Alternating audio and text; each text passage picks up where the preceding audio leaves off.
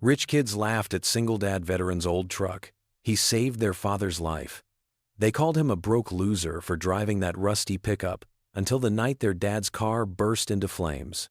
And the man they mocked came roaring through the fire to save them all. Before we get into the story, comment below where in the world you are watching from today. Jake Harlow guided his old Ford pickup through the quiet streets of Maple Grove, the autumn breeze rustling through the colorful maple trees that lined the road. The morning sun cast long shadows across the cracked pavement, and the truck's engine hummed its familiar tune, a mix of rattles and creaks that had become like music to Jake's ears. "Hey, Emma, what does a car say when it's sleepy?" Jake glanced at his daughter, her backpack clutched tight against her chest. "It says, I'm exhausted." He chuckled at his own joke, watching Emma's face light up despite trying to act too grown-up to laugh at dad jokes. "That's so bad, Daddy." Emma giggled, her pigtails swaying as she shook her head. The sound of her laughter warmed Jake's heart, reminding him so much of Lisa's. As they approached Maple Grove Elementary, Jake noticed the cluster of teenagers hanging out by the entrance. The Benson brothers, Tommy and Ryan, stood among them in their designer jackets and pristine sneakers. Jake's truck announced their arrival with a particularly loud squeak of the brakes. "Look what just rolled out of the junkyard," Tommy Benson called out, nudging his brother. "Hey, Harlow, my dad's dealership has a great trade-in program. Might get you $50 for that heap." The other kids burst into laughter, and Jake felt Emma shrink beside him. Her cheeks flushed pink, and she stared down at her worn sneakers. The sight of her embarrassment made Jake's chest tighten, but he kept his expression gentle. "Emma, sweetheart," he said softly, turning to face her. "You see that rust on our truck? That's like a badge of honor. Means this old girl's weathered every storm and kept on rolling, just like us." Emma's eyes met his, uncertain but trying to believe. "But they're laughing, Daddy." "Let them laugh," Jake replied, his voice steady and warm. "Some folks never learned that the shine on something doesn't tell you its worth. Remember what Mom used to say about real gold? It doesn't tarnish," Emma whispered, a small smile tugging at her lips. "That's right. Now go show them what a Harlow's made of." Jake watched as Emma climbed out, straightening her shoulders just like her mother used to do when facing a challenge. After dropping Emma off, Jake took the long way to work, his route passing by Oakwood Cemetery. The morning fog still clung to the headstones, and Jake slowed the truck as he approached the familiar spot. Lisa's gravestone stood under an old oak tree, her favorite flowers, purple irises, planted around it. Jake pulled over, the truck's engine ticking as it cooled. "Morning, honey," he said quietly, looking at the stone through the passenger window. "Emma's growing up so fast." "She's got your spirit, strong and beautiful." He paused, swallowing hard. "Still doing my best, honey. Some days are harder than others, but we're making it." The evening found Jake in their small kitchen, the smell of melting butter and toasting bread filling the air. Emma sat at the worn kitchen table, her homework spread out before her as Jake flipped grilled cheese sandwiches in the pan. "Daddy?" Emma asked, chewing on her pencil eraser. "Why don't we get a new truck? Billy's dad just got one, and it doesn't make any noises at all." Jake slid the golden brown sandwich onto Emma's plate, considering his words carefully. "Well, sweetheart, this one's paid for, and it's ours." He sat down across from her, his own sandwich steaming. "You know what that means? No payments, no debt. Your mom and I always believed that owning something simple was better than owing for something fancy." Emma took a bite of her sandwich, thinking this over. "But what if it breaks down? Then we'll fix it, just like we always do." Jake reached across the table and gently tapped her nose, leaving a small smudge of engine grease he hadn't quite scrubbed off. "Besides, that truck carried you home from the hospital when you were born, helped us move into this house, took us on every camping trip. It's part of our family story." After dinner and homework, Jake tucked Emma into bed, pulling her purple comforter up to her chin. Her room was filled with drawings, some of their family, some of their truck, all filled with the pure perspective of a child's love. "Look, Daddy." Emma pointed to her window. "The stars are really bright tonight." Jake settled on the edge of her bed, following her gaze to the clear night sky.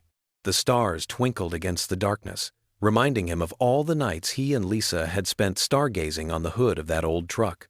A familiar mix of emotions washed over him as he sat there. Gratitude for these quiet moments with Emma, for their simple but full life, alongside the bone-deep weariness that came from carrying so much on his own.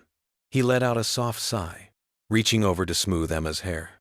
"Sweet dreams, princess," he whispered, his heart full of love for this precious girl, who made every struggle worthwhile. The morning sun filtered through the dusty windows of Jake's small auto repair shop, casting warm patches on the concrete floor.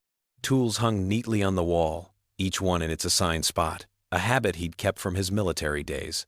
The familiar smell of motor oil and metal filled the air as he bent over an old Chevy's engine. "Almost done, Mrs. Peterson," Jake called out to the elderly woman sitting in the waiting area. "Just tightening up that loose belt." He worked carefully, his weathered hands moving with practiced precision. The door chimed, and Jake's landlord, Mr. Mitchell, walked in. His footsteps echoed against the walls. "Morning, Harlow," he said, rubbing his clean-shaven chin. "Hope I'm not interrupting." Jake straightened up, wiping his hands on the red shop rag tucked into his belt. "Not at all. What can I do for you?" Mr. Mitchell shifted his weight, looking uncomfortable. "Just wanted to remind you, rent's coming due next week." He paused, clearing his throat. "Times are tough all over." "I know," Jake nodded, trying to keep his voice light.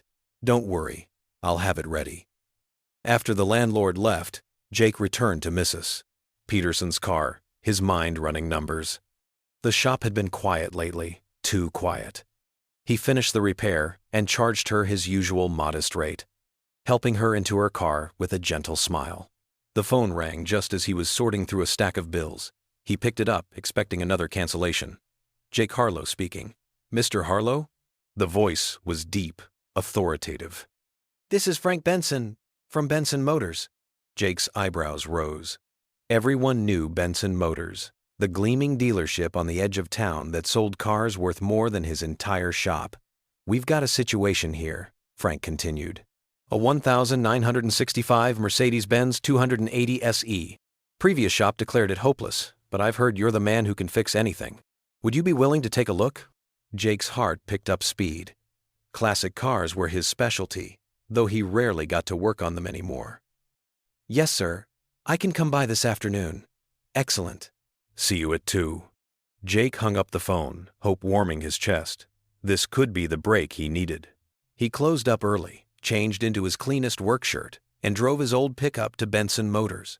The dealership sparkled in the afternoon sun, all glass and chrome.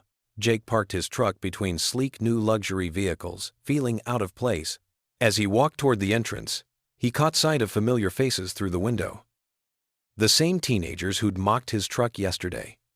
Frank Benson's sons. The boys noticed him too. One nudged the other, whispering something that made them both snicker. "Dad's hiring the old rust bucket guy," carried clearly through the glass. Jake squared his shoulders and walked past them, pretending not to hear. He'd weathered worse than teenage taunts.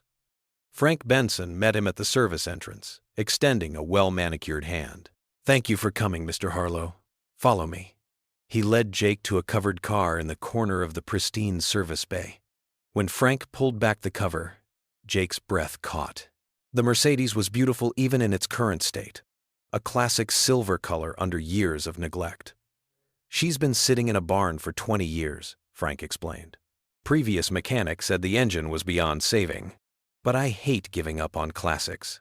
Jake circled the car slowly, taking in every detail. "Mind if I take a look under the hood?" "Be my guest." For the next few hours, Jake lost himself in the work. He cleaned connections, tested systems, and carefully diagnosed each problem. The boys walked past several times, but Jake stayed focused on the task at hand. This wasn't about them. This was about the car and doing the job right. As evening approached, the showroom lights dimmed. Jake straightened up, his back aching but satisfied. He'd found the problem. Several, actually, but nothing impossible to fix. "Ready to try her?" he asked Frank, who'd been watching with increasing interest. "You mean you've already?" Frank looked surprised. Jake slid into the driver's seat and turned the key. For a moment, nothing happened. Then the engine coughed, sputtered, and roared to life with a deep, healthy purr. Frank's eyes widened. "Well, I'll be damned," he whispered, then louder. "You've got golden hands, Harlow." Jake allowed himself a small smile as he shut off the engine. Through the service bay window, he could see Frank's sons watching, their earlier smirks replaced with looks of disbelief and grudging respect. "Just needs a few parts." "Replaced," Jake explained, wiping his hands on his shop rag. "Week's work, maybe 2. I can write up an estimate tonight." Frank nodded, still staring at the car in amazement. "Do it. Whatever it takes to get her running like that again." The autumn morning painted Jake's small kitchen in gentle golden light as he stood at the stove, flipping pancakes.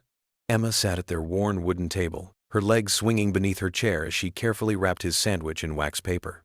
"Daddy, I made it extra special," she announced, drawing a little heart on the paper with her red marker. "Because it's your first real day at the fancy car place," Jake chuckled, sliding a perfectly round pancake onto her plate. "Fancy, huh? Still just fixing cars, sweetheart. Just shinier ones than usual." "But they're rich people cars," Emma said matter-of-factly, drowning her pancake in syrup. "Like the ones in movies." Jake ruffled her hair as he sat down across from her. "Rich or poor? Honey, every car's got 4 wheels and an engine that needs fixing sometimes." He took a bite of his breakfast, watching his daughter's face light up as she told him about how she'd organized his lunch. "Turkey sandwich, apple, and I put in 2 cookies," she reported proudly. "The chocolate chip ones we made yesterday. Well now, that makes me the luckiest mechanic in town." Jake checked his watch, an old Timex his wife had given him years ago. "Time to get moving, kiddo. Can't be late on my first day." At Benson Motors, the showroom gleamed with polished chrome and fresh wax. Jake walked through the service entrance, toolbox in hand, nodding good morning to the other mechanics, who eyed him with mild curiosity. "Morning, Harlow," Frank Benson called from his office. "Got a Mercedes in Bay 3 that's been giving us fits. Think you can take a look?" "Yes, sir," Jake replied, already rolling up his sleeves. He could hear Tommy and Ryan Benson's voices somewhere in the building, but he focused on the building, task at hand. By mid-morning, Jake had diagnosed and fixed the Mercedes problem, a tricky electrical issue others had missed. The customer, a well-dressed businessman, was impressed by Jake's clear explanation and honest assessment. "Most places would have tried to sell me a whole new system," the man commented to Frank. "Nice to find someone who tells it straight." Around noon, Grace Benson arrived carrying takeout bags from the local deli. She was elegant but warm, her smile genuine as she spotted Jake working nearby. "You must be Jake Harlow," she said, approaching his workstation. "Frank told me about your amazing work with that restoration yesterday." Jake wiped his hands on a shop rag. "Just doing my job, ma'am. Please, call me Grace." She gestured to a framed photo on Jake's toolbox, him and Lisa on their wedding day. "Is that your wife?" Jake's eyes softened. "Yes, ma'am. Grace, that's Lisa.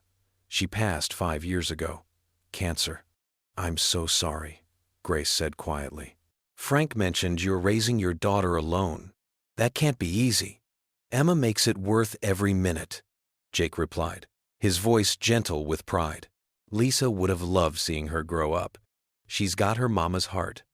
From across the showroom, Tommy and Ryan watched their mother chatting with Jake. "Mom's talking to the junk man again," Tommy muttered, rolling his eyes. "Boys!" Frank's stern voice startled them. He'd been watching Jake work all morning, seen how he treated every customer with respect, regardless of their attitude, how he helped the younger mechanics without making them feel foolish. There was something about the man's quiet dignity that made Frank increasingly uncomfortable about his son's behavior. The afternoon passed quickly. Jake's expertise proved invaluable on several difficult repairs, and even the initially skeptical mechanics were seeking his advice by day's end. "Good work today, Harlow," Frank said as Jake packed up his tools. "You've got a real gift with these machines." "Thank you, sir. My daddy always said if you're gonna do something, do it right." Jake checked his watch. Need to pick up Emma from her friend's house. See you tomorrow. The evening air was cooling as Jake pulled up to the Williams house in his old truck. Emma bounded out, pigtails flying, clutching her backpack. Daddy, I told Mrs. Williams and Sarah about your new job. She climbed in, practically bouncing with excitement. I told my teacher too. She said it's wonderful you're working at Benson Motors now. Jake chuckled, starting the engine. Is that right? Uh-huh. I said my daddy fixes rich people's cars now because he's the best mechanic ever. The radio played soft country music as they drove home, the setting sun painting the sky in shades of pink and gold. Emma hummed along, her small hand resting on Jake's arm. Daddy? Yes, sweetheart? Are you happy at your new job? Jake glanced at his daughter's earnest face, heart full of love. You know what? I really am. They drove on through the gathering dusk, the old truck's headlights cutting through the evening shadows, leading them home. The late afternoon sun cast long shadows through the showroom windows of Benson Motors. Jake sat at his temporary desk in the service department, carefully filling out repair reports. The gentle scratch of his pen and the distant hum of the building's heating system were the only sounds in the otherwise empty dealership. He glanced at the clock, 7:15 p.m. Most employees had left hours ago, but Jake wanted to make sure everything was perfect. He'd learned in the military that attention to detail mattered, especially when starting a new position. His weathered hands moved methodically across each form, documenting every repair with careful precision. Standing up from his desk, Jake stretched his tired muscles and gathered his belongings.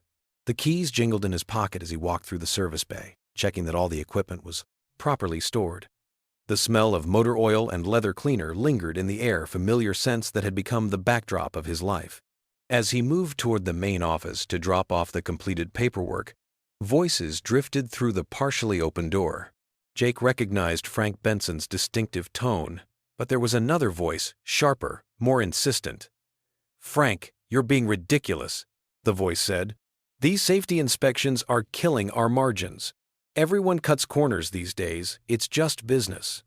Jake froze mid-step, his hand clutching the folder of papers. Through the gap in the door, he could see Frank pacing behind his desk, while another man, Victor Rowe, Frank's business partner, leaned against a filing cabinet. I don't know, Victor, Frank replied, running a hand through his gray hair. Using substandard parts, falsifying inspection records. If something happened, nothing will happen.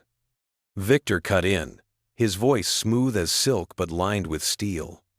Look, we're talking about an extra 30% profit here. Think about your boys' college funds. Think about staying competitive with those bigger dealers in the city. Jake's stomach clenched. He stood absolutely still, barely breathing. The folder felt heavy in his hands. The parts we'd be using. Frank hesitated. They're not exactly unsafe, right? Victor smiled, but it didn't reach his eyes. Of course not. They're just alternative options. Everyone does it, Frank. Everyone. We're just being smart businessmen. Jake quietly backed away from the door, his heart pounding. He placed the folder in the night drop box instead of delivering it personally, then walked quickly through the darkened showroom. The pristine vehicles gleamed under the security lights, but suddenly they seemed less perfect, less trustworthy. Outside, the evening air felt cool against his face. Jake climbed into his old truck, but didn't start it right away. He sat there, hands gripping the steering wheel, mind racing with what he'd just heard. The dealership's lights cast long shadows across the parking lot, and Jake felt the weight of knowledge pressing down on him like a heavy blanket. The drive home seemed longer than usual. Streetlights flickered past as Jake's mind replayed the conversation over and over. He thought about all the families who brought their vehicles to Benson Motors, trusting the dealership with their safety. He thought about his own daughter, about all the children who rode in those cars. When he pulled into his driveway, Emma was waiting at the window. She waved excitedly, her smile visible even through the glass. Jake forced himself to smile back, pushing down his troubled thoughts. "Daddy," Emma called out as he walked through the door. "Look what I made in art class today." She thrust a piece of paper into his hands, bouncing on her toes with excitement. Jake's genuine smile broke through his worry as he looked at the drawing. There was their old Ford pickup, rendered in careful crayon strokes, parked beneath a vibrant rainbow. Emma had even included the small dent in the passenger door and the slightly rusty tailgate. Above the drawing, in careful letters, she'd written, "Home on Wheels." See? Emma pointed to the details. "I drew our truck exactly like it is. Mrs. Peterson said it was really good because it tells a story."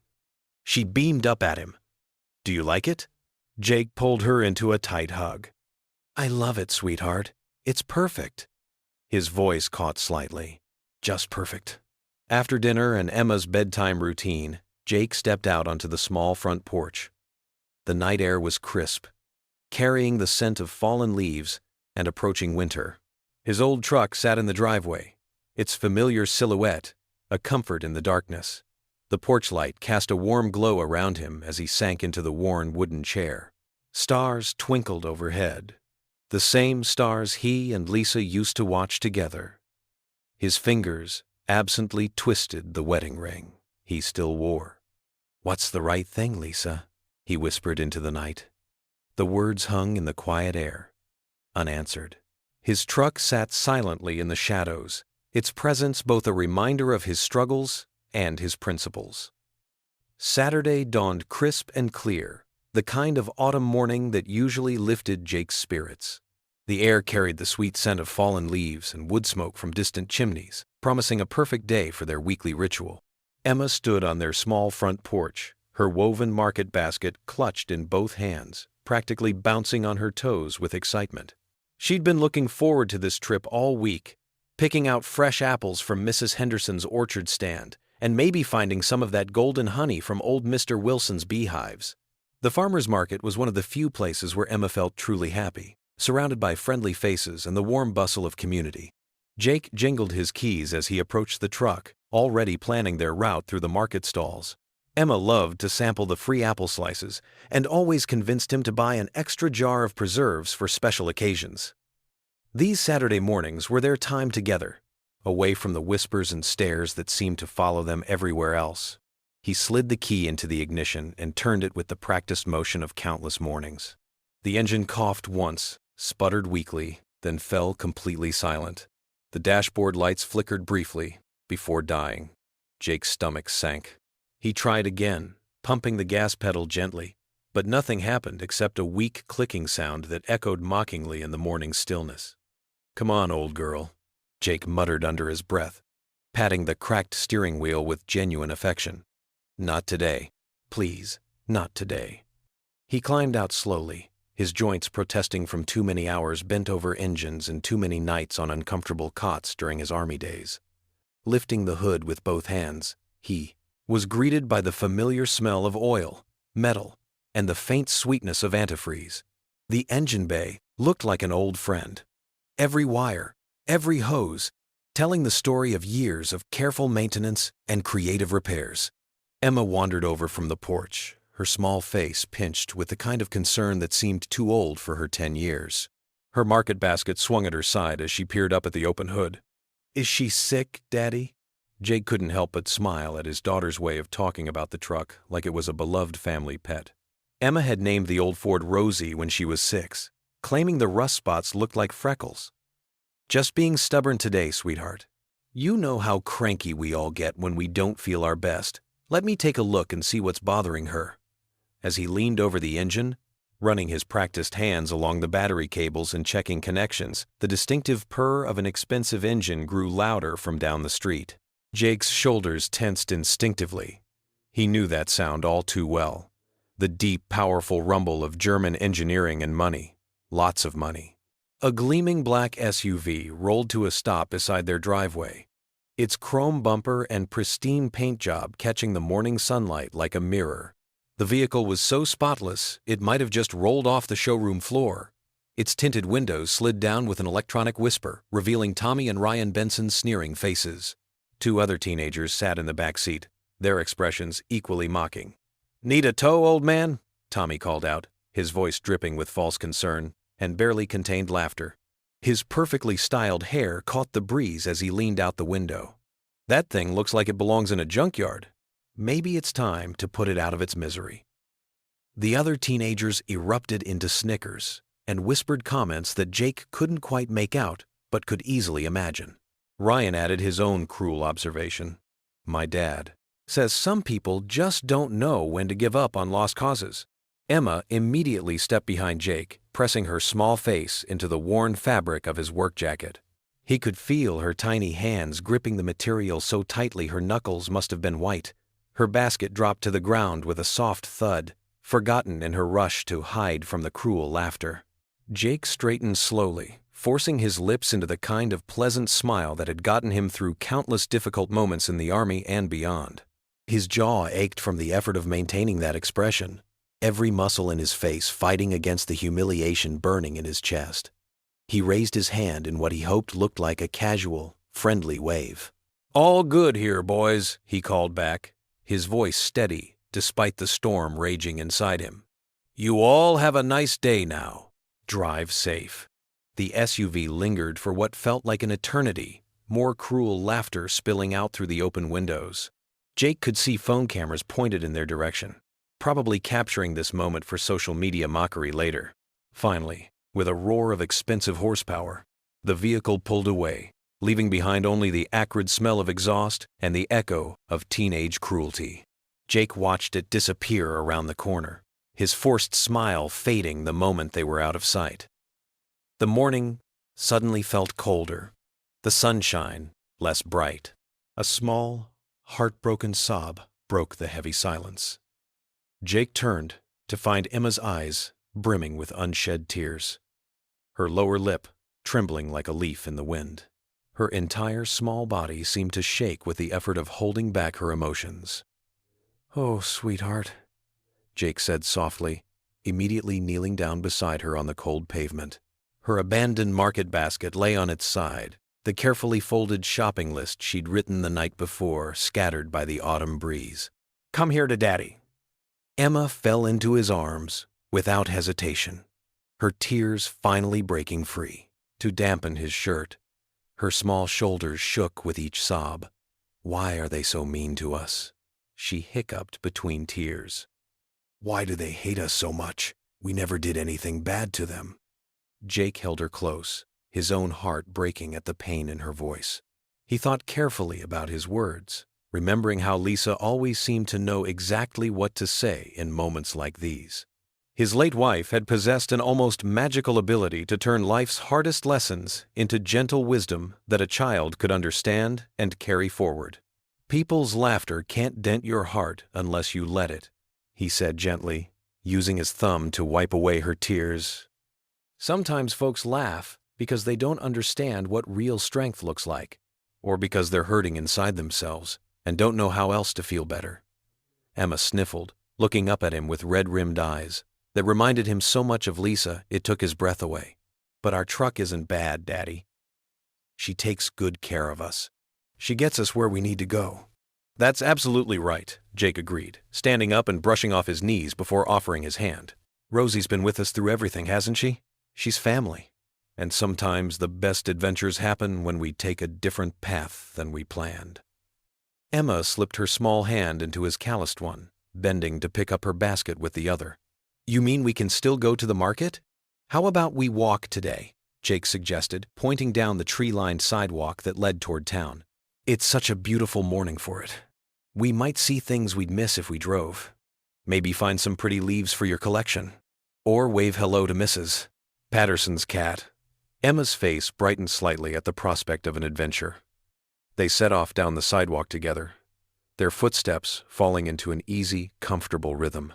Jake pointed out the changing leaves on the towering maple trees, their brilliant reds and golds creating a canopy of natural beauty overhead.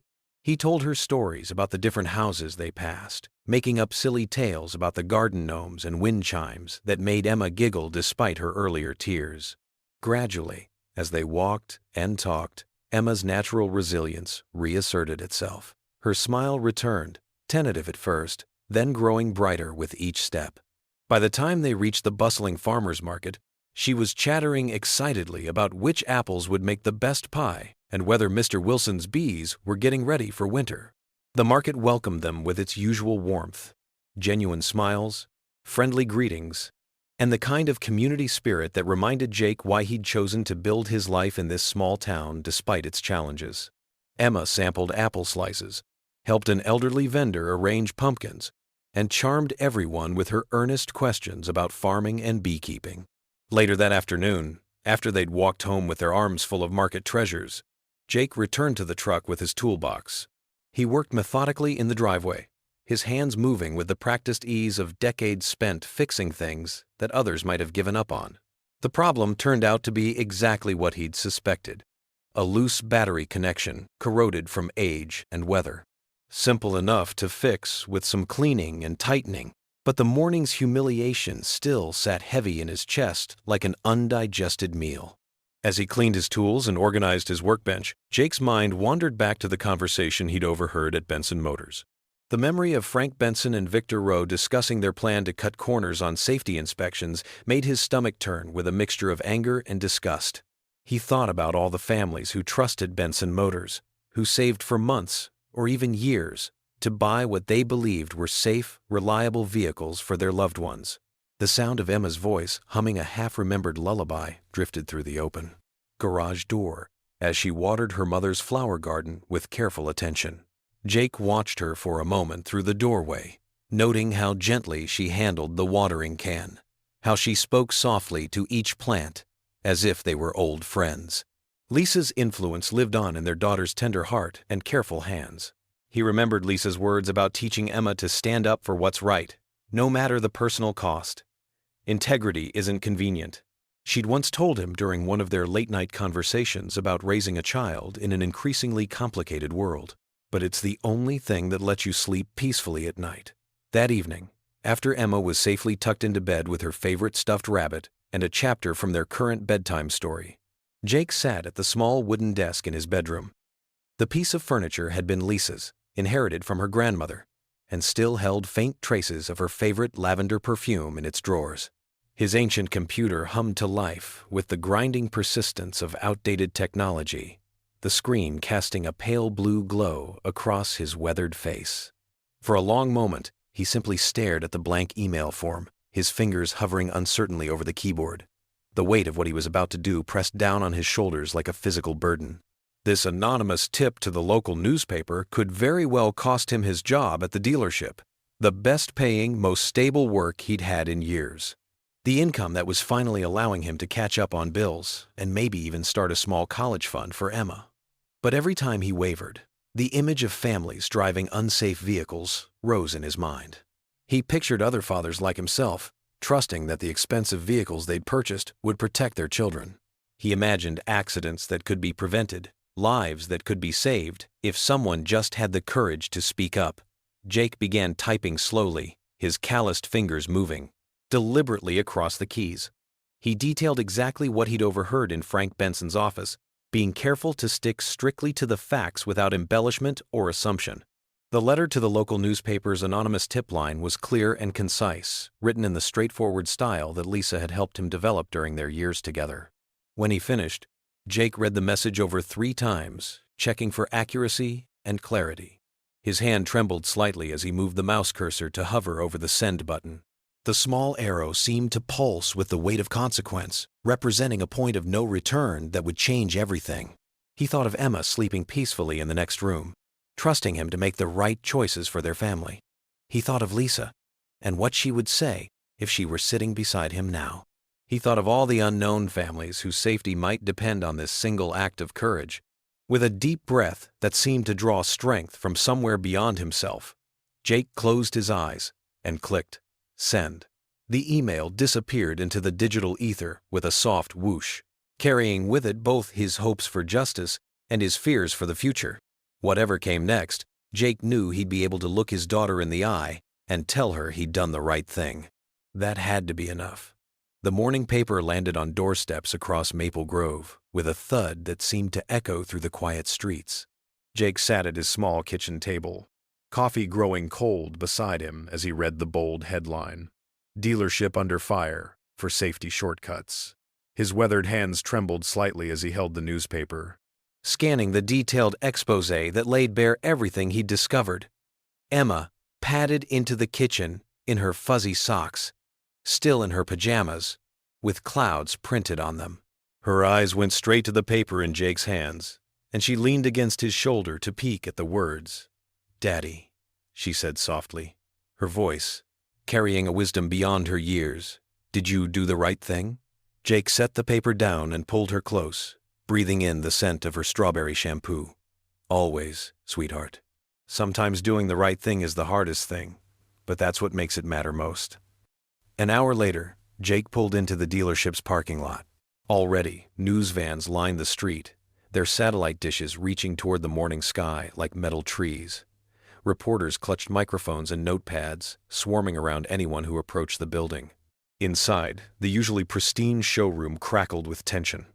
Employees huddled in corners, whispering behind computer screens and coffee cups. Victor Rowe's voice boomed from Frank's office, sharp with anger. "It had to be him. He's the only one who knew about those conversations." Victor stormed out of the office, his expensive suit wrinkled from agitation. His finger jabbed the air in Jake's direction.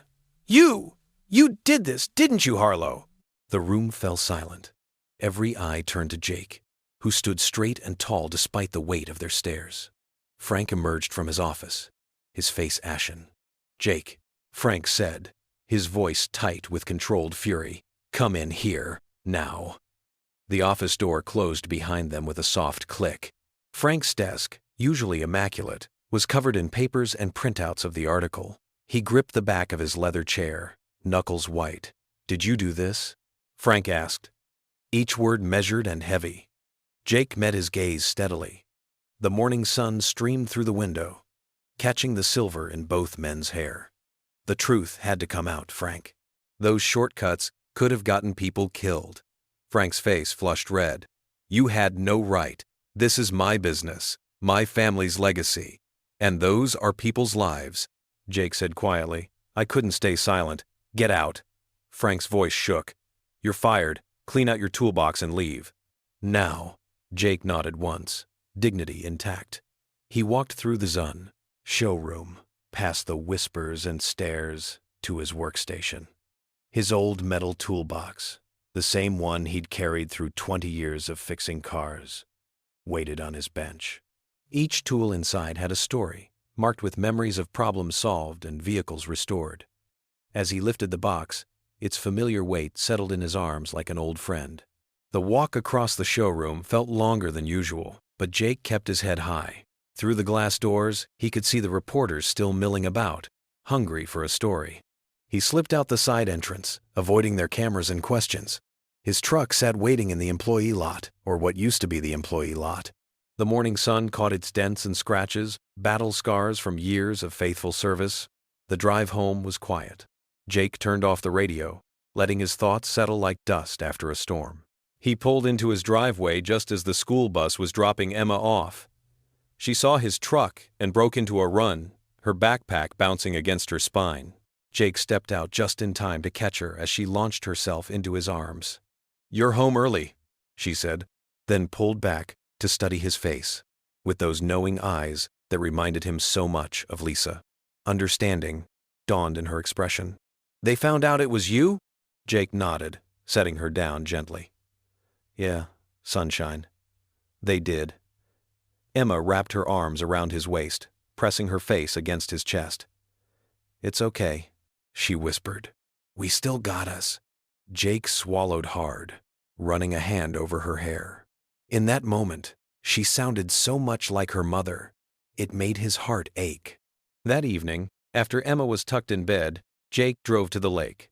It was their spot, his and Lisa's, where they'd spent countless summer evenings planning their future.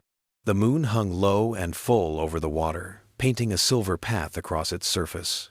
He parked near the shore, where his truck's reflection merged with the starlit water. The autumn air carried the scent of pine needles and approaching winter. Jake stepped out, his boots crunching on gravel, and walked to the water's edge. "We'll find a way, Lisa," he whispered to the gentle waves. Somehow, the water lapped at the shore, its ripples catching moonlight like scattered diamonds. Above him, stars wheeled in their ancient patterns, unchanged by the day's events. The old truck's reflection wavered in the water, a faithful shadow in the night. The morning sunlight crept through the worn curtains of the Harlow kitchen as Jake stood at the stove, flipping pancakes. His movements were mechanical, his mind elsewhere as he glanced at the stack of unopened envelopes on the counter. Bills. They seemed to multiply overnight, their white edges gleaming like accusing fingers. "Morning, Daddy!" Emma's cheerful voice cut through his worries. She bounced into the kitchen in her favorite blue dress, her backpack already slung over one shoulder. "Morning, sunshine." Jake managed a warm smile, sliding a Mickey Mouse-shaped pancake onto her plate. "Extra chocolate chips. Just the way you like it." Emma's face lit up, but then fell as she noticed the pile of envelopes. "Are those more bills?" "Don't you worry about those." Jake ruffled her hair. "Your job is to focus on school and being the wonderful girl you are." After dropping Emma off at school, thankfully without any encounters with the Benson kids, Jake began his job search. He'd made a list of every garage and repair shop within driving distance, determined to find something. The first stop was Miller's Auto Shop, on the edge of town. The owner, Tom Miller, had known Jake for years. But as Jake walked in, Tom's usually friendly face was tight with discomfort. "I'm sorry, Jake," Tom said, not quite meeting his eyes. "We're, not hiring right now." The same scene repeated itself throughout the morning. At Carter's garage, "Bad timing, Jake." At Pete's Auto Care, "Just filled our last position yesterday." At Pete's Auto Care, "Downtown Motors, we'll keep your application on file." By noon, Jake's optimism had begun to crack. He sat in his truck outside the last shop, gripping the steering wheel.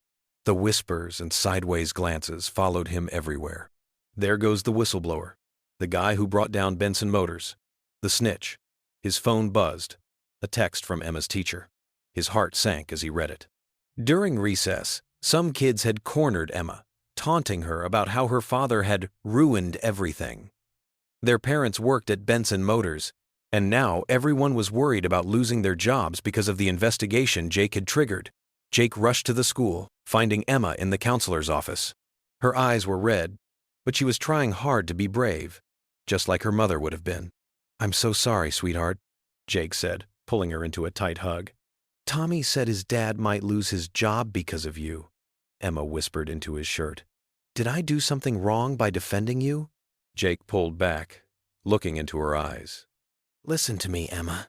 You did nothing wrong, and neither did I. Courage costs something, sweetheart.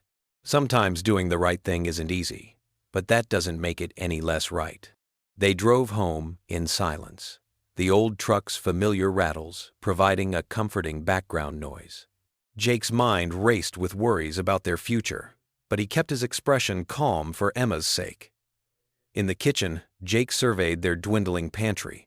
Their usual grocery day was still a few days away, and funds were tight. He spotted some cans of beans and half a loaf of bread. "How about some cowboy dinner?" Jake announced with forced enthusiasm, pulling out the beans and bread. Emma giggled despite her rough day. "Cowboy dinner? Sure thing." Jake winked, popping the beans into a pot. "This here's authentic camp food. Cowboys lived on beans and toast during cattle drives.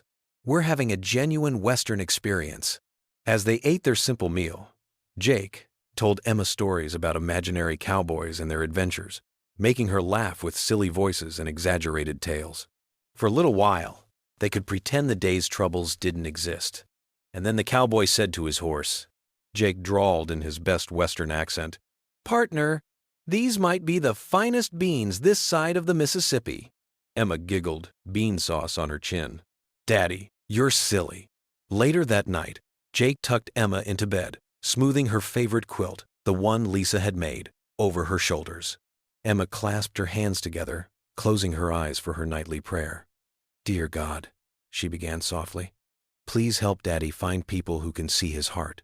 He's the best daddy in the world, and he always does what's right. Please help other people see that too." She paused, then added, "And please help Tommy's dad keep his job. Amen." Jake felt a tear slide down his cheek as he whispered, "Amen." He quickly wiped it away before Emma could see, but she caught the motion and reached up to hug him. "Don't be sad, Daddy. she whispered. God always answers prayers. That's what Mommy used to say. Remember? Jake nodded, unable to speak for a moment. Your mommy was a very wise woman. He finally managed. Get some sleep now, sweetheart. I love you. Love you too, Daddy. Jake stood in Emma's doorway, watching as her breathing evened out into sleep. The moonlight filtered through her window, casting a gentle glow on her face. She looked so much like Lisa in that moment. The same quiet strength, the same pure heart. He quietly closed her door and walked to the kitchen, finally allowing himself to face the stack of bills. As he opened each envelope, the numbers seemed to mock him, but he forced himself to keep going. They would find a way through this. They had to. The clock on the wall ticked steadily as Jake sat at the kitchen table, calculator in hand, trying to make impossible numbers add up to something manageable. The house was quiet, except for the occasional creak of settling wood and the distant sound of crickets through the open window. The late morning sun cast long, angular shadows across Jake's yard as he worked on mending the rickety fence that bordered his modest property. His weathered hands moved with practiced efficiency, replacing rotted boards one by one and hammering loose nails back into place with deliberate precision. The old wood creaked and groaned under his touch, the sound reminding him of his own aging joints that protested each morning when he rose from bed. Sweat beaded on his forehead despite the cool autumn air that carried the scent of dying leaves and distant wood smoke. The physical labor helped keep his restless mind off the persistent worry that had been gnawing at him like a hungry animal since losing his job at Benson Motors 3 weeks ago. The rhythmic sound of his hammer striking nails created a steady, hypnotic beat that almost drowned out his troubled thoughts about unpaid bills stacking up on his kitchen table, and Emma's disappointed face when he'd told her they couldn't afford new school shoes this month. Each strike of the hammer seemed to echo the questions that haunted his sleepless nights. How long could he make their meager savings last? What would he tell Emma if they had to move to an even smaller place? The fence post wobbled slightly as he worked, much like his confidence in providing for his daughter. The rumble of an approaching vehicle made him pause mid-swing. A sleek silver Mercedes pulled up to his curb with barely a whisper, its polished chrome gleaming in the sunlight and looking strangely out of place on his humble street lined with modest ranch homes and chain-link fences. Jake straightened up slowly, his back protesting the movement as he wiped his calloused hands on his worn jeans. The denim was soft from countless washings, patched in 2 places where Emma had helped him sew on fabric from one of Lisa's old dresses. Grace Benson stepped out of the luxury car with elegant grace, her movements fluid and purposeful. She carried a wicker basket covered with a red and white checkered cloth that fluttered gently in the breeze, and her face wore a gentle, almost apologetic expression that seemed to soften her refined features. Her honey-colored hair was pulled back in a simple but sophisticated style, and her dress was expensive but understated. The kind of quiet wealth that didn't need to shout. "Mrs. Benson," Jake said politely, though confusion creased his sun-weathered brow. He set his hammer down on the fence post and took off his worn baseball cap, running his fingers through his graying hair. He couldn't imagine why Frank Benson's wife would be visiting him, especially after everything that had happened. The last time he'd seen any member of the Benson family, Frank had been escorting him out of the dealership with barely contained fury. "Please, call me Grace," she said, walking up the cracked concrete path to his fence with careful steps. Her heels clicked softly against the uneven pavement that Jake had been meaning to repair for months. The wind rustled her elegant navy dress, and she tucked a strand of hair behind her ear with a nervous gesture that made her seem more human, less like the untouchable socialite he'd imagined her to be. "I brought you something." She lifted the cloth with gentle hands to reveal fresh-baked rolls that were still warm, their golden crusts perfectly browned, and what looked like homemade chicken soup in mason jars that caught the morning light. The aroma hit him immediately. Yeast and butter from the bread, rich herbs and vegetables from the soup. His stomach responded with an embarrassing rumble that he hoped she hadn't heard. He hadn't eaten much beyond coffee and toast that morning, saving the better food for Emma's lunchbox. Jake's pride wanted to refuse, the stubborn independence that had carried him through military service and widowhood rising up like a shield. But the thought of Emma's face lighting up at the sight of fresh bread, the way her eyes would sparkle when she tasted something made with love instead of stretched from necessity, made him hesitate. "That's very kind, but you don't need to." "I want to thank you," Grace interrupted softly, her voice carrying a warmth that caught him off guard. Her eyes met his with unexpected sincerity, and he saw something there he hadn't expected. Respect, maybe even admiration. "What you did, exposing those unsafe practices, it was right. Even if it hurt our family's reputation in the short term, you probably saved lives. Real lives, Jake. Families who will never know they have you to thank for coming home safe." Jake's shoulders relaxed slightly, the tension he'd been carrying for weeks, easing just a fraction, though he remained cautious. Trust didn't come easily anymore, not after being betrayed by people he'd thought were friends. "Your husband might not see it that way." Grace's lips curved in a knowing smile that held both sadness and understanding. "Frank. He's been tossing and turning every night since you left. I hear him pacing the floors at 3 in the morning, standing at the window, looking out at nothing.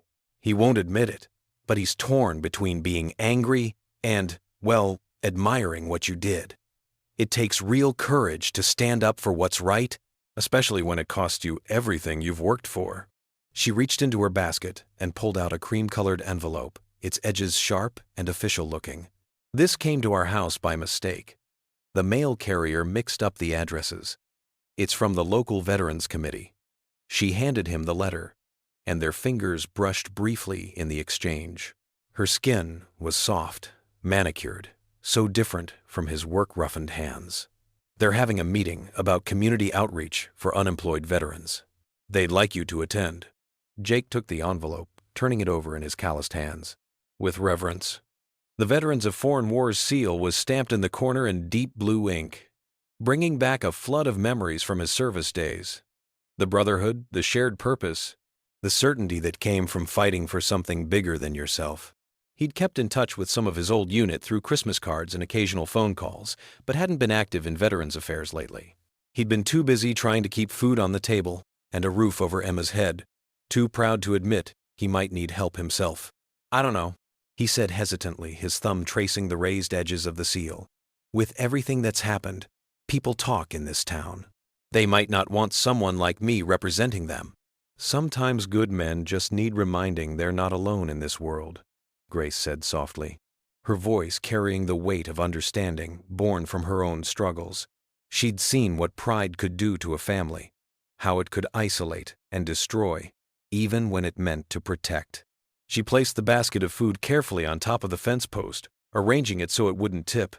"There are more people on your side than you might think, Jake. More than you know." The sincerity in her voice touched something deep inside him, something that had been buried under layers of hurt and disappointment. It made his throat tight with unexpected emotion, the kind that came when someone saw past your failures to the person you were trying to be. He nodded slowly, not trusting himself to speak for a long moment. Grace turned to leave, but paused at his gate, her hand resting on the metal latch that squeaked when it moved. "Emma's a lovely girl," she added, her voice growing even softer. "She defended you quite strongly to my boys the other day at the grocery store. Told them her daddy was a hero who saved people, and that they should be ashamed for laughing at someone who served his country. You've raised her well, Jake. Lisa would be proud." The mention of his wife's name hit him like a physical blow, but not an unwelcome one. It had been so long since someone had spoken of Lisa with kindness, acknowledging that she had existed, that she had mattered. Grace must have seen the pain flicker across his face, because her expression grew even more gentle.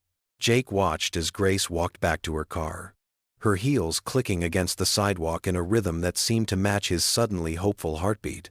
The Mercedes pulled away smoothly, its engine purring with expensive, quiet, leaving him standing by his half-mended fence with the letter clutched in his hand and the basket of food beside him like a promise that better days might come. He looked down at the envelope again, running his thumb over the raised seal one more time. The paper was thick, official, real. Hope flickered in his chest, small but steady, like a candle flame in the darkness that refused to be extinguished. Maybe Grace was right. Maybe he wasn't as alone as he'd thought. Maybe, just maybe, There were still people in this world who believed in doing the right thing, even when it came at a cost. The fence could wait a little longer. Right now, he had a letter to read and a future to consider. The community center buzzed with warm conversation as Jake pushed open the heavy double doors. The familiar scent of cheap coffee and old wood floors brought him back to his Army days.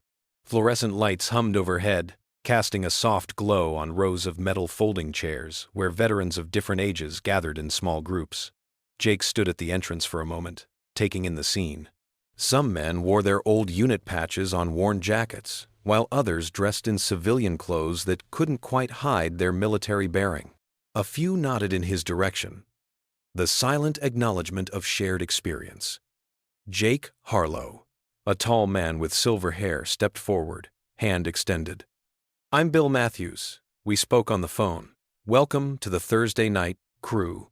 Jake shook his hand, noting the firm grip. "Thanks for having me." "Coffee's awful, but the company's good." Bill chuckled, leading Jake to a corner where several older vets sat sharing stories. "Fellows, this here's Jake. Army mechanic, served 2 tours." The men made room in their circle, and Jake eased into an empty chair.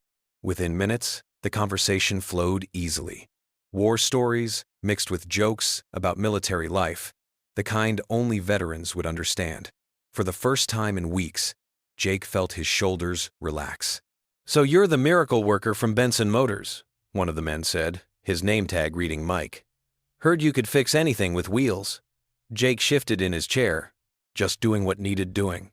"That's exactly why we wanted you here," Bill interrupted, pulling up another chair. "The council's been working on something. We've got funding for a veterans support program, teaching basic car maintenance, helping with repairs. We need someone who knows their stuff to help design it." Jake's coffee cup paused halfway to his lips. "You're offering me a job?" "Contract position to start," Bill explained, his eyes twinkling. "But it could grow. Lord knows there are enough vets around here who could use the help." Before Jake could respond, a murmur went through the room. Frank Benson stood in the doorway, looking uncomfortable in his expensive suit among the worn jeans and work shirts. The room grew quiet as he made his way toward Jake. Frank stopped a few feet away, his usually confident posture somehow smaller. "Jake," he said quietly, "got a minute?" The other veterans tactfully drifted away, leaving them alone in the corner. Jake gestured to the empty chair beside him. Frank sat down heavily, running a hand through his graying hair. "I've been doing a lot of thinking," he began, "about what happened, about who I used to be when I started the dealership." He paused, meeting Jake's eyes. "You were right.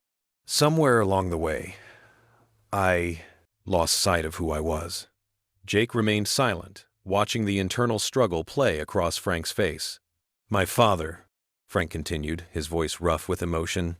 "He was a mechanic too, worked honest hours, never cut corners. He'd be ashamed of what I almost let happen." He extended his hand to Jake. "I'm sorry. For everything." Jake studied Frank's face for a long moment before accepting the handshake. "We all lose our way sometimes." "That's why I'm here," Frank said, straightening up. "I want to make it right. The dealership's starting a new initiative. Free repairs for veterans' families. Basic maintenance, emergency work, whatever they need. I want you to run it." Jake blinked in surprise. "Frank, no pressure to decide right now," Frank added quickly. "But the offer's there. You've got something special, Jake. The way you work with people, the way you see what needs fixing. And I don't just mean cars." They talked details for a while longer, the tension gradually easing between them. Other veterans drifted back, adding their thoughts about what the community needed. Ideas flowed freely, and Jake found himself getting excited about the possibilities. The meeting ran late into the evening. When Jake finally headed home, the stars were bright in the clear autumn sky. He pulled into his driveway, noticing Emma's bedroom light still on despite the late hour. He found her curled up in bed with a book, fighting sleep. Her eyes opened as he kissed her forehead. "Daddy," she mumbled sleepily. "Hey, Pumpkin," he whispered, smoothing her hair. "Guess what? We're back on our feet." Emma smiled drowsily, already drifting back to sleep. Jake tucked the blanket around her shoulders, his heart full. Through her window, he could see his old truck in the driveway, still dented, still rusty, but somehow looking different under the starlight. Like it was just waiting for the next chapter to begin. The autumn sun painted golden stripes across the dealership's polished floor as Jake demonstrated the proper way to check a transmission. His weathered hands moved with practiced grace over the engine parts, while Frank's teenage sons and their friends watched intently. The morning light caught the silver in Jake's hair, and his eyes crinkled at the corners as he explained each step. "See, boys, every bolt tells a story," Jake said, pointing to a worn gasket. "This here shows years of faithful service. Treat these machines with respect, and they'll return the favor." Frank stood nearby, arms crossed and nodding approvingly. The dealership had transformed in recent weeks. Gone were the shortcuts and hasty fixes. In their place stood a commitment to quality that made Jake proud to be part of the team. Tommy Benson, Frank's oldest son, cleared his throat. His usual cockiness was replaced by something softer, more uncertain. "Mr. Harlow? We wanted to say something." The other boys shuffled their feet, exchanging glances. Jake wiped his hands on a shop rag, giving them his full attention. "We were real jerks about your truck," Tommy continued, his face reddening. "Making fun of it and all. It wasn't right." "Yeah," added Mike, Tommy's younger brother. "Dad told us how you learned mechanics in the Army, how you've been taking care of folks' cars for years. We were stupid." Jake's expression remained gentle. "Takes courage to admit when you're wrong, boys. That's worth more than any fancy car." He extended his hand, and they shook it one by one, relief washing over their faces. Throughout the morning, Jake guided them through basic maintenance procedures. Their eagerness to learn touched him. These weren't the same smirking teens who'd mocked his old Ford. They asked questions, took notes, and listened with genuine interest as he shared stories from his years of experience. During their lunch break, Jake worked on his own truck. The familiar vehicle sat in a corner of the shop, its worn paint gradually giving way to fresh coats of deep blue. He'd been restoring it piece by piece, teaching the boys along the way. "Daddy!" Emma's voice rang out across the shop. She bounded in, carrying a brown paper bag, her braids bouncing. "I made you lunch." Jake caught her in a hug, lifting her off her feet. "Well, if it isn't my favorite chef, what's on the menu today?" Emma proudly pulled out carefully wrapped sandwiches and homemade cookies. "PB&J with the crusts cut off, just how you like it." She beamed at the gathering crowd of mechanics who'd wandered over, drawn by the commotion. "Your dad's been teaching us everything he knows," Tommy told Emma. "He's the best mechanic in town." Emma's smile grew wider. "I know," she said simply, and Jake felt his heart swell. After lunch, it was time for the moment they'd all been waiting for. Jake slid behind the wheel of his restored truck, now gleaming under the afternoon sun. The fresh paint sparkled, chrome trim shone like mirrors, and even the bedliner looked brand new. But the true test would be under the hood. A small crowd gathered as Jake turned the key. The engine roared to life with a smooth, powerful purr that echoed through the shop. Cheers and applause erupted from the workers. Frank clapped Jake on the shoulder, genuine pride in his eyes. "Now that's what I call a resurrection," Frank announced. "From rust bucket to showroom quality." As the sun began to set, the dealership's parking lot filled with people gathering for the official launch of the Harlow Heroes initiative. Folding chairs lined the asphalt, and someone had strung up white lights between the lampposts. Jake's restored truck sat prominently displayed, a symbol of the program's mission. Mayor Wilson stood at the makeshift podium, praising the dealership's commitment to helping veterans. When it was Jake's turn to speak, he shuffled forward, uncomfortable with the attention, but determined to honor the moment. "Integrity isn't just about doing the right thing," he began, his voice steady and clear. "It's about believing in something bigger than yourself. This program isn't about me. It's about serving those who served, about community, about second chances." He paused, looking out at the faces before him. Sometimes the strongest vehicles are the ones that have weathered the most storms. Same goes for people. Thank you all for believing in this vision. The crowd burst into applause, punctuated by laughter and a few misty eyes. Frank's boys led the standing ovation, their faces shining with newfound respect. Emma sat in the front row, beaming with pride. Later, as Jake drove home with Emma beside him, the stars twinkled overhead like scattered diamonds. His old truck hummed contentedly beneath them, each perfectly tuned cylinder a testament to persistence and care. The road ahead stretched clear and bright, and for the first time in a long while, Jake felt completely at peace. Emma leaned her head against his shoulder. "I'm proud of you, Daddy," she whispered. Jake smiled, feeling the quiet rightness of the moment settle around them like a familiar blanket. The truck's headlights cut through the darkness, guiding them home under the vast autumn sky. The setting sun painted the western sky in brilliant oranges and purples as Jake guided his restored pickup down the winding highway. The old truck hummed contentedly, running smoother than it had in years thanks to the recent repairs. Country music drifted softly from the radio, an old Merle Haggard tune about better days ahead. Jake smiled, drumming his fingers on the worn steering wheel. The evening air flowing through the open windows carried the crisp scent of autumn leaves. After finishing up paperwork at the shop, he was looking forward to getting home to Emma. She'd promised to make her world-famous peanut butter and jelly sandwiches for dinner. As he approached the highway overlook, that scenic stretch where the road curved gently around Miller's Hill, something caught his eye. A dark plume of smoke rose against the darkening sky, maybe a quarter-mile ahead. Jake's veteran instincts kicked in immediately. He leaned forward, squinting through the windshield. The smoke thickened as he drew closer. Then he saw it. A luxury SUV had veered off the road and slammed into the guardrail. Flames were already licking up from under the hood. Jake's heart nearly stopped. He recognized that vehicle, the metallic blue paint, the custom wheels. It was Frank Benson's new Navigator. Without hesitation, Jake yanked the wheel hard, sending his truck sliding onto the gravel shoulder. He grabbed the old fire extinguisher he kept behind his seat, a habit from his military days, and sprinted toward the wreck. The heat hit him like a wall. Through the tinted windows, he could make out several figures inside. Tommy and Ryan Benson were in there, along with their friends. The same boys who had once mocked his old truck were now trapped as flames crept toward the passenger compartment. "Hold on!" Jake shouted. He tried the door handles, but they were jammed from the impact. The boys inside were stirring weakly. Smoke was starting to fill the cabin. Jake ran back to his truck, threw it into gear, and did something that would have seemed crazy any other time. He deliberately drove straight toward the burning SUV. With a grinding crunch of metal, he positioned his pickup close enough to use as a platform. Shrugging off his heavy work jacket, Jake wrapped it around his fist and smashed the rear window.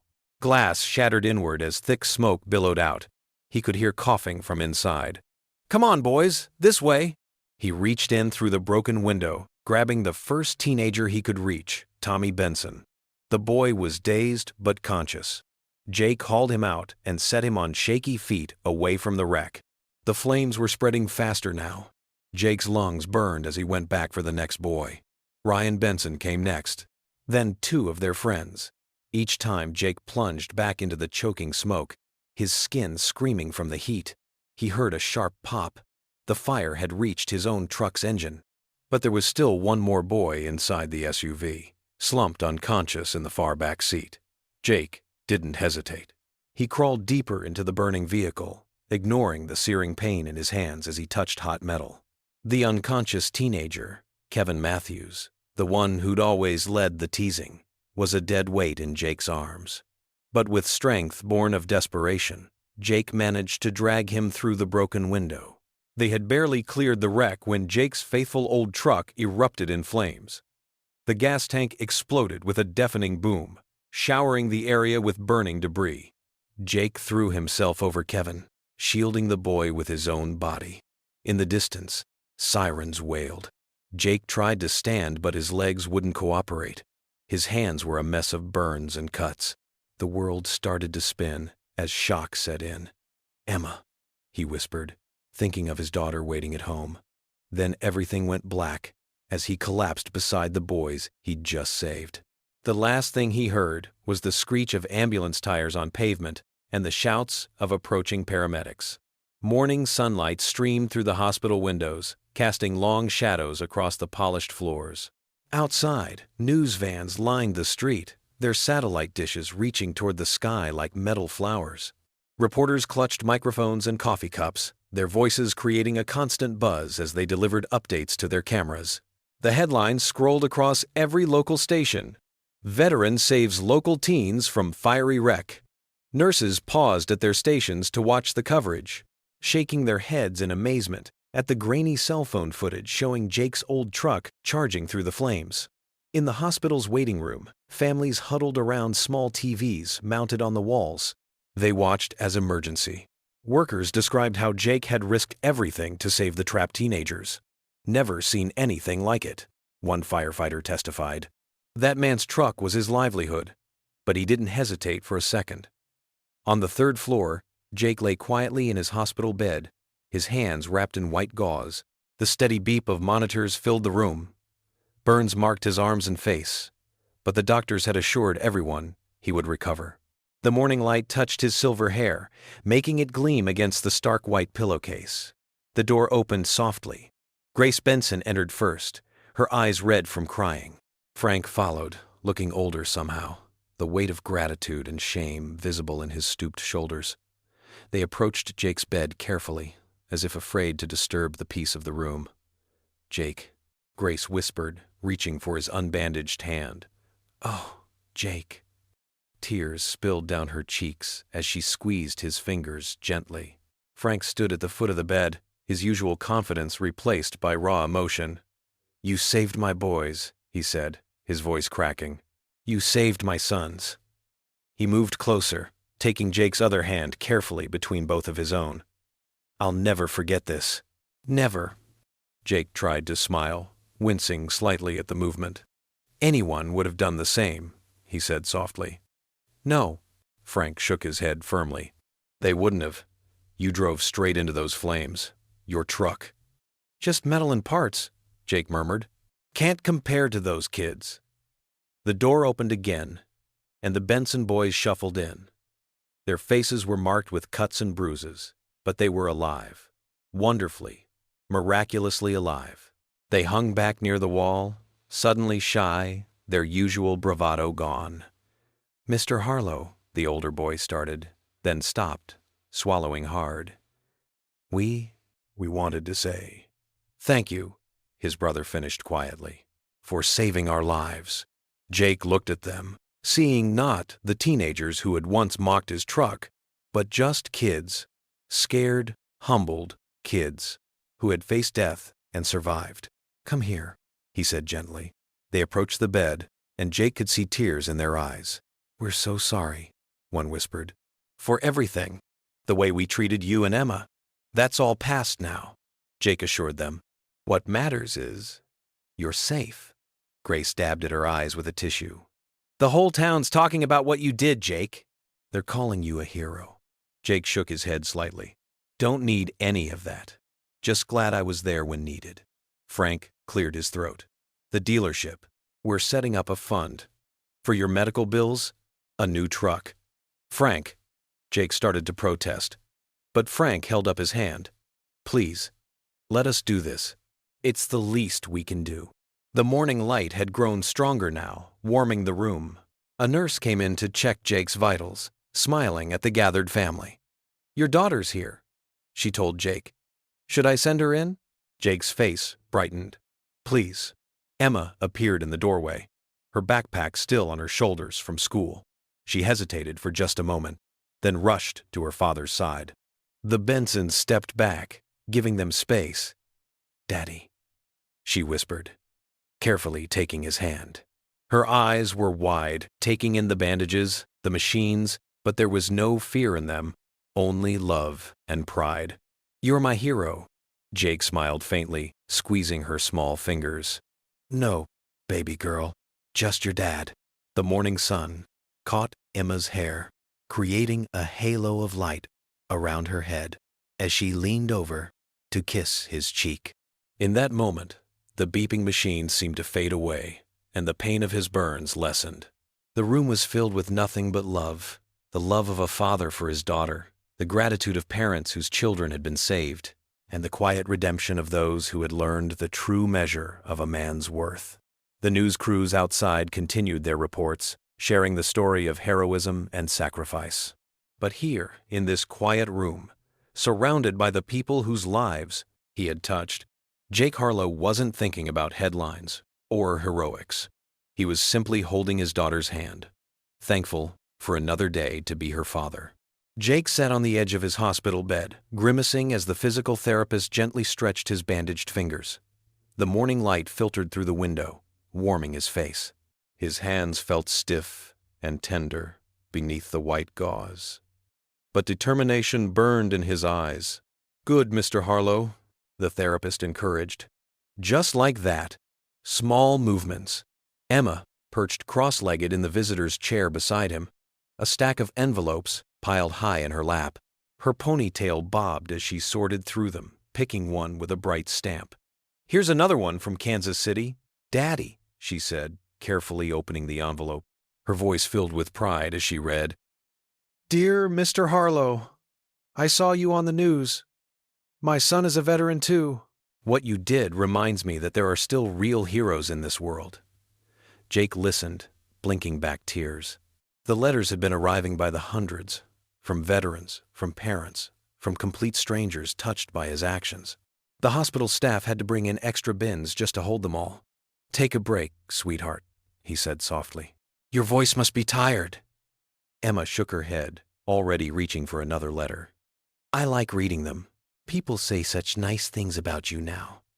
The physical therapist smiled as she wrapped fresh bandages around Jake's hands. "Your daughter's quite the dedicated nurse, Mr. Harlow." "Takes after her mother," Jake said quietly, watching Emma's careful movements. Lisa had been a nurse. The best kind. Gentle, but strong, just like their daughter was becoming.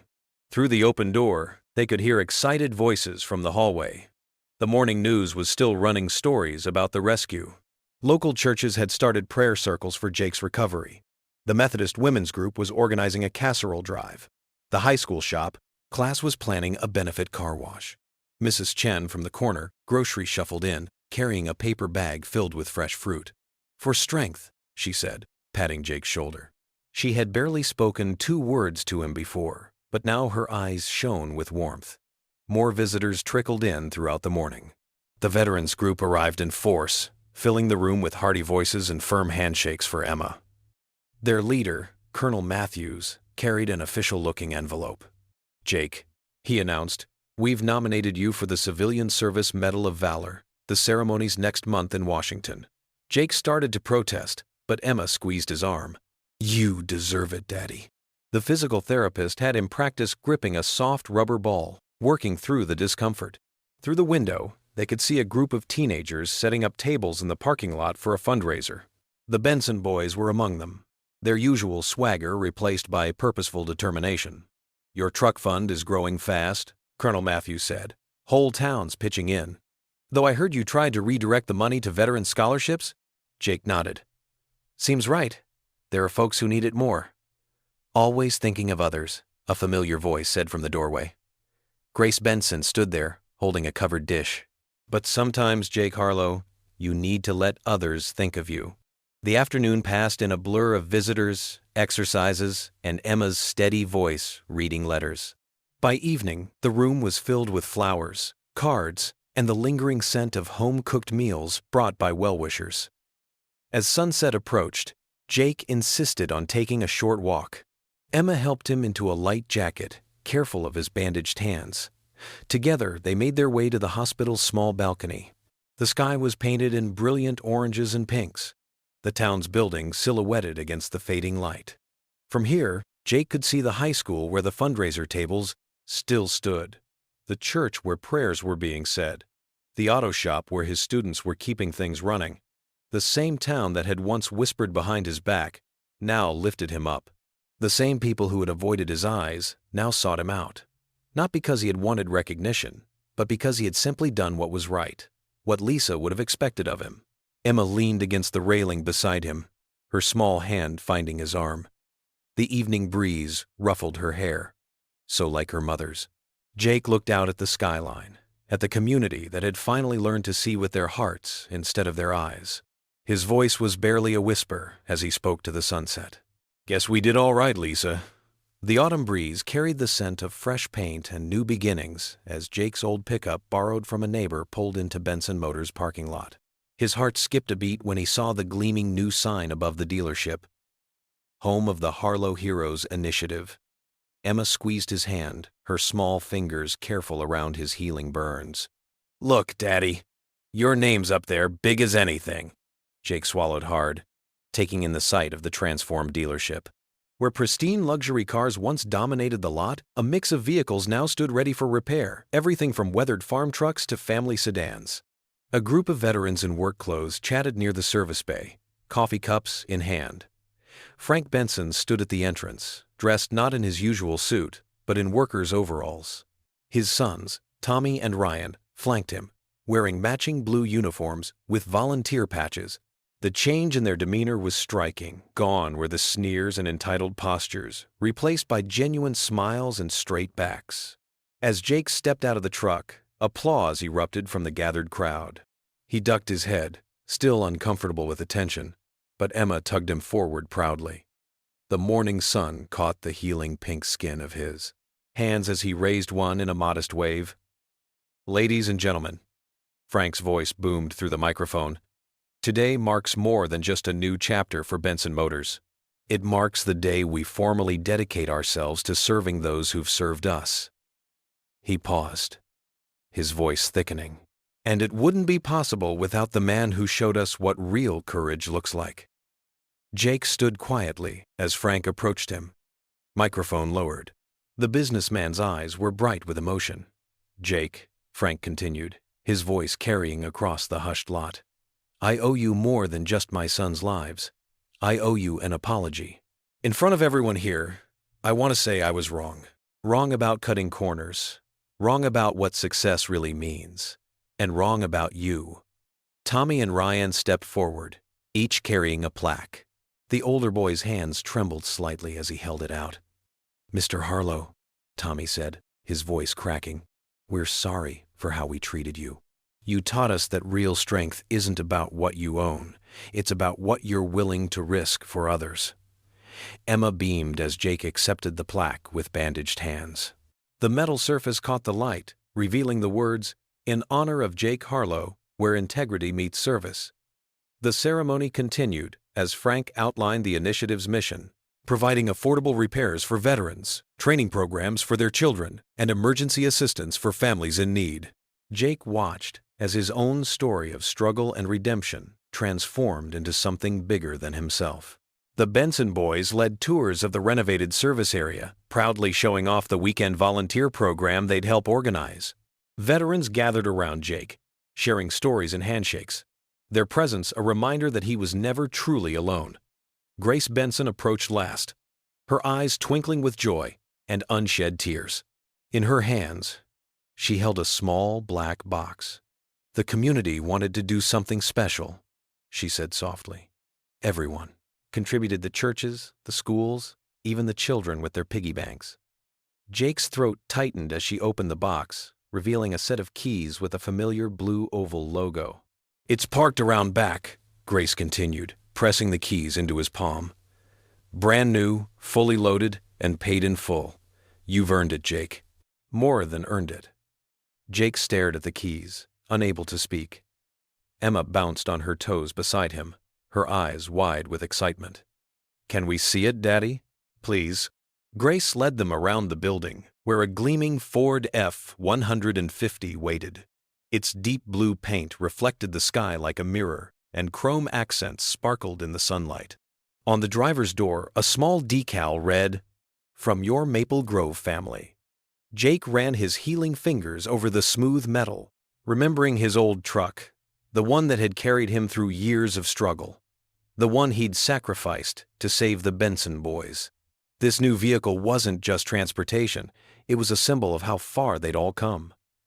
Emma climbed into the passenger seat, her face glowing with pride as she watched her father take it all in. Grace stepped back, giving them space to absorb the moment. "You've earned it," she repeated softly, her words carrying the weight of genuine gratitude. "Welcome home, Jake." The morning sun painted golden streaks across the hood of the brand new Ford F-150, its red paint so bright it looked like it was on fire. Jake ran his bandaged hand gently over the steering wheel, still unable to believe this gleaming machine was really his. Emma bounced in the passenger seat, her excitement making the whole truck seem to vibrate with joy. "It even has that new car smell, Daddy." She took a deep breath, grinning. "And look at all these buttons," Jake chuckled, remembering how his old truck had exactly 2 buttons that still worked: the hazard lights and the horn. This vehicle had more technology than he knew what to do with, but he'd learn. The leather seats creaked softly as he adjusted his position, everything feeling foreign yet wonderful. "Ready for our first drive, Pumpkin?" Jake asked, starting the engine. It purred to life, nothing like the asthmatic growl of his old pickup. "Can we—" Emma hesitated, clutching the drawing she'd made in her lap. "Can we go see Mom first?" Jake's heart squeezed in his chest. "Of course we can, sweetheart." They drove through town, past maple trees, shedding their red and gold leaves. The truck handled like a dream, smooth and steady. People waved as they passed. The same folks who'd once whispered and stared now smiled warmly. Jake still wasn't used to that part. The cemetery sat on a gentle hill overlooking Maple Grove. Jake parked near the iron gates, and they walked together down the familiar path. Fallen leaves crunched beneath their feet, and the autumn air carried the sweet, sharp scent of wood smoke from distant chimneys. Lisa's headstone stood under an old oak tree, its gray surface clean and well-tended. Jake always made sure of that. Emma knelt beside it, carefully placing her drawing against the stone.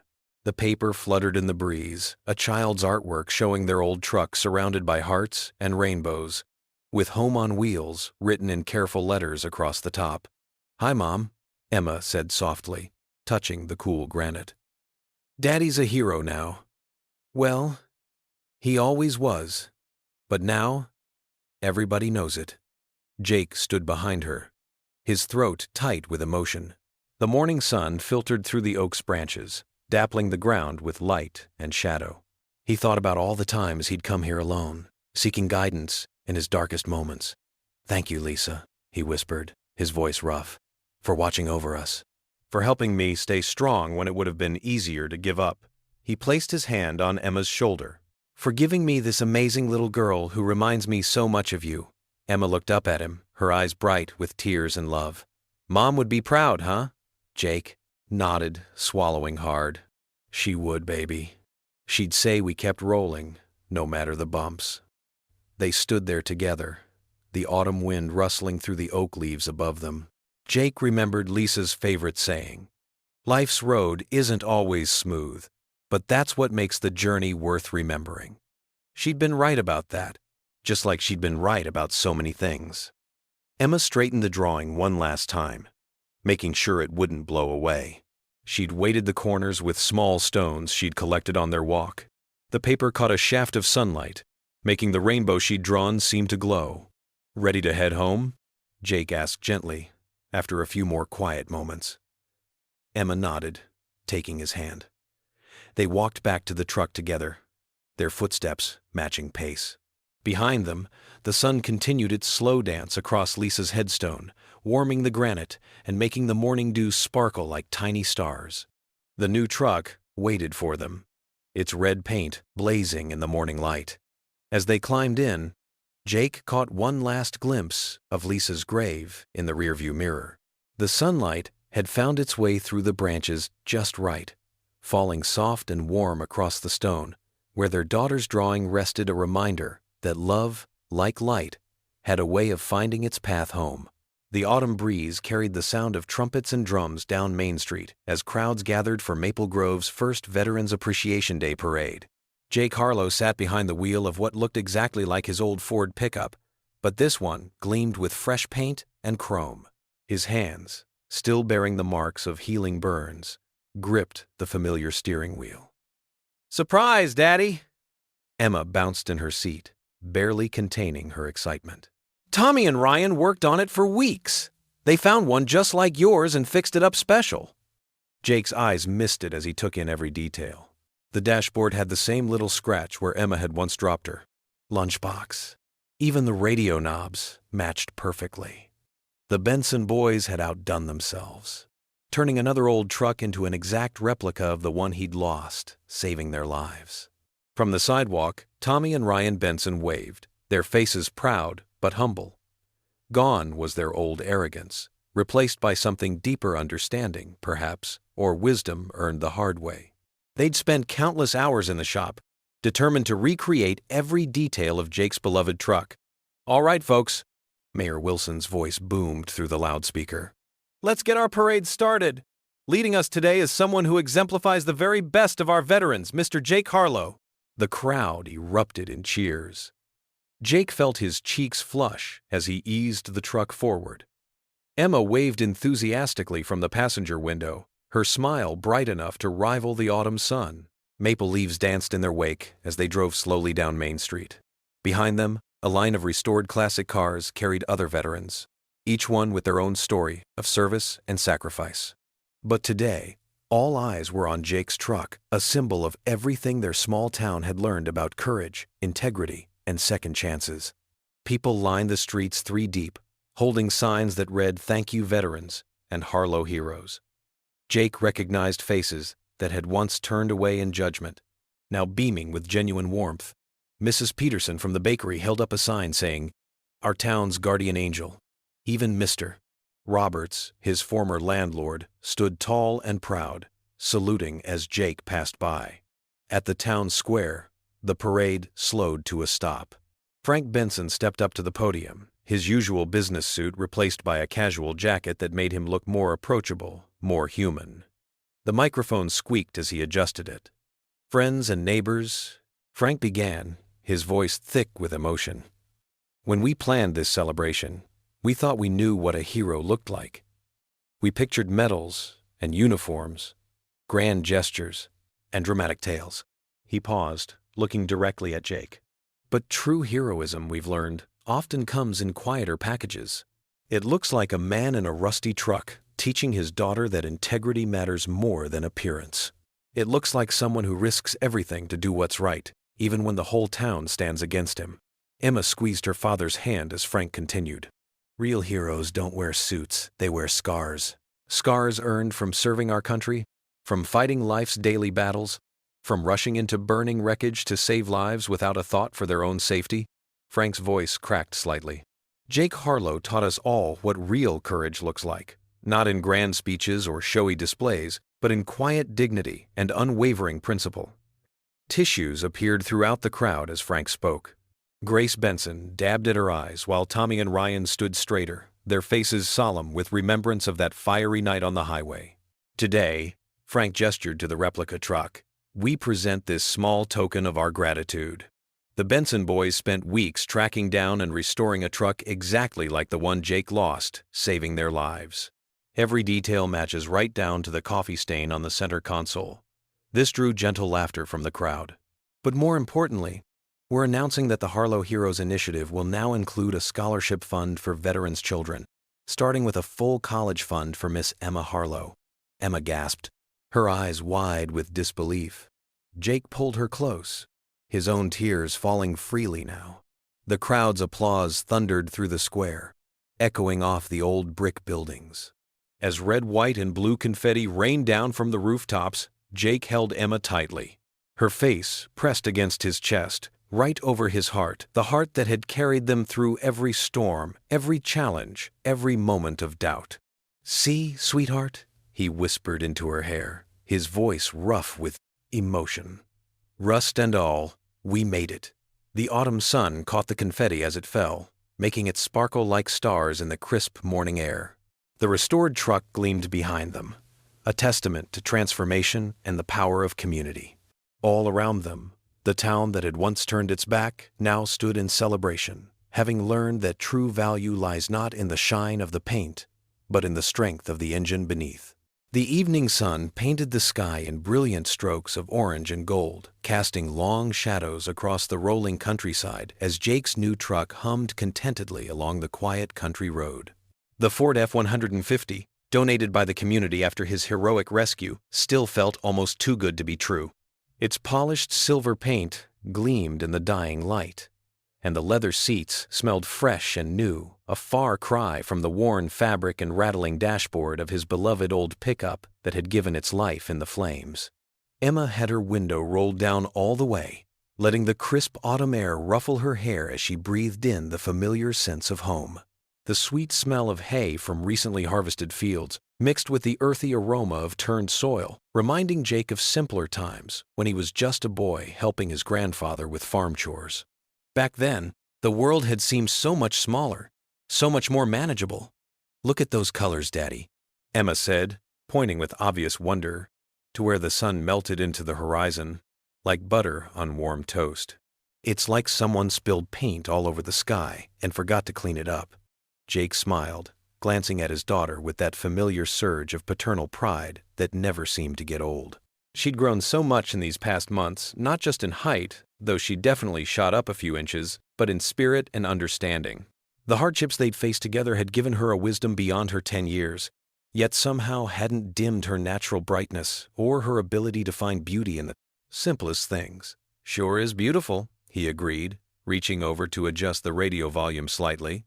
Merle Haggard's gentle voice filled the comfortable silence between them, singing about second chances and keeping faith in tomorrow, words that seemed to speak directly to their recent journey through darkness toward light. Emma pulled out her sketchbook, the leather-bound one Grace Benson had given her as a gift, with her initials embossed on the cover, and started drawing the sunset with careful, practiced strokes. Her artistic skills had blossomed under Grace's gentle encouragement, and Jake often marveled at how his daughter could capture emotions in her drawings that adults struggled to express in words. "I was thinking," she said, her pencil moving confidently across the page as she captured the sun's golden glow. "Maybe when you open your workshop, I could help paint signs for it. Mrs. Patterson says I'm getting really good at lettering, and she thinks I might have real talent." Jake's heart swelled with pride so intense it almost took his breath away. "That would be perfect, sweetheart. Every good business needs an artist's touch, and I can't think of anyone I'd rather have helping me than you." The idea of the workshop had been growing in his mind like a seed in fertile soil. Frank Benson had approached him just last week with an offer to help with the startup costs, his voice earnest and humble as he insisted it wasn't charity but an investment in something the community desperately needed. "Veterans helping veterans," Frank had said, his eyes bright with genuine enthusiasm. "That's what this town needs more than anything." "What are you going to call it?" Emma asked, looking up from her drawing with curious eyes that reminded him so much of Lisa's it sometimes made his chest ache with bittersweet memory.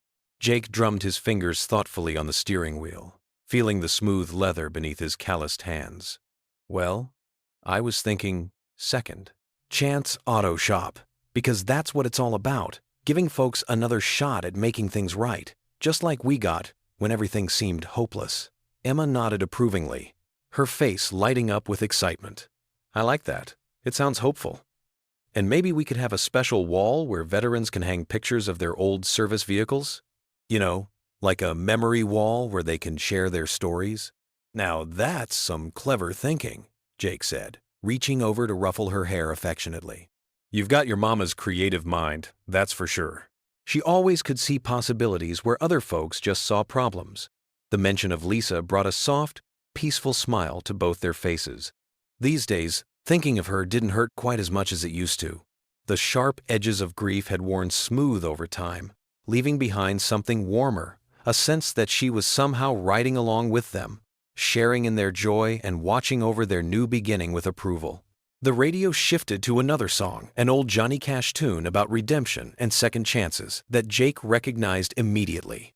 He hummed along softly, remembering with crystal clarity how he used to dance with Lisa to this very song in their tiny kitchen, spinning her around between the refrigerator and the stove while Emma giggled from her high chair. "Daddy?" Emma's voice carried that thoughtful tone she got when she was working through something important in her mind. "Do you think the Benson boys will still come help at the workshop sometimes?" "They're actually pretty nice now that they've learned some manners." Jake chuckled, shaking his head in amazement at how much could change in such a short time. Amazing what a little humility can do for a person's character, isn't it? But yes, I think they will. Tommy asked me just yesterday if I'd teach him more about diesel engines. Said he wants to understand how things really work, instead of just assuming money fixes everything. Same boys who had once mocked his old truck with such casual cruelty now sought out his knowledge eagerly, genuinely interested in learning from his experience and wisdom. It was a transformation that still amazed him sometimes. Proof that people could change when life showed them what really mattered. And Grace said she'd bring lunch for everyone on opening day. Emma added excitedly, her eyes sparkling with anticipation. She makes the best chocolate chip cookies in the whole county. Even better than the ones at Miller's Bakery downtown. Jake nodded, thinking about how profoundly their lives had changed since that terrible night of the accident. The town that had once turned its back on them, whispered behind their backs, and made them feel like outcasts now embraced them as family. Every day brought new proof that doing the right thing, even when it hurt and even when it cost everything, eventually bore good fruit in ways you never expected. The truck's bright headlights suddenly caught the edge of a familiar sign, "Welcome to Maple Grove, population 2,847, painted in cheerful blue and white colors. Someone had recently added a small flower garden around the base, making it even more welcoming than before. Jake noticed that the population number had been updated too, reflecting the young families that had started moving to town, drawn by the positive changes happening in their little community. Emma put down her sketchbook and leaned against Jake's arm, her weight warm and comforting against his side. "I love our town, Daddy. Even with all the hard stuff that happened, I'm glad we stayed and fought for what was right." Jake wrapped one arm around her shoulders, keeping his other hand steady on the wheel as they passed under the streetlights that were just beginning to flicker on in the gathering dusk. "You know something, Emma? Maybe the road ahead doesn't get any easier, but with love in your heart and a good engine under the hood, there's no road we can't drive together." She nodded against his shoulder as they passed the welcome sign, heading toward home and whatever tomorrow might bring. The radio played softly in the background, and Jake caught the tail end of a song whose lyrics seemed to sum up everything they'd learned. Heroes aren't made of steel and chrome, they're made of heart and hope. The sun's last rays caught the chrome of the truck's grille, making it shine like a beacon of promise as they drove on through the peaceful evening, father and daughter, together and unafraid, facing whatever challenges lay ahead on the long road of life stretching out before them. What would you do if you were in their place? Comment your answer below, and let's see how you'd rewrite the ending. If you enjoyed the story of Jake Harlow, I handpicked the next story that you will enjoy. Please don't miss this one. Click here to watch it.